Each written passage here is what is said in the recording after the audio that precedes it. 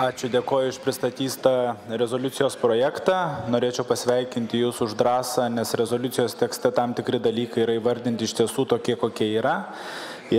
Kalbame apie užsienio įtakos įstatymą ir jis reikšmingai apribotų nevyriausybinio organizacijų vairių fondų veiklą ir labai aiškiai pasakoma, kad tai yra nuo Rusijos federacijoje galiojančių įstatyminių reguliavimo nukopijuotas įstatymo projektas, bet vertinant Gruzijoje vystančius projektus nerimą kelia ir kitos dedamosios. Pavyzdžiui, kovo mėnesį ta pati politinė dauguma registravo konstitucinį šeimos vertybių apsaugos įstatymo projektą, kuriuo reikšmingai siekia apibroti būtent vienos socialinės LGBT asmenų grupės teisės, tai reiškia uždrausti viešus jų renginius, uždrausti skleisti viešą informaciją, beje, toks draudimas nepilnamečio apsaugos įstatymo pavidalu galioja ir Lietuvoje.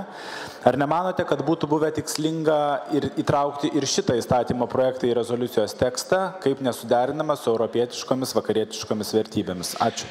Na, jis yra procese, tai aš manau, kad tam procesui pasibaigus, nes gali būti ir dar kitų istorijų, bus galima apie tai kalbėti ir diskutuoti ir rašyti. Tik žinau, kad čekai, lenkai, vokiečiai ir amerikonų kongresas svarsto savo rezoliucijas, kuriuose neabejotinai bus įtrauktas. Bet čia viskas priklauso nuo proceso. Registracija dar nereiškia fakto, bet suprantama. Aš manau, kad jūs teisus galima buvo užsiminti, bet kai fakto nėra, tai gal palaukim truputį.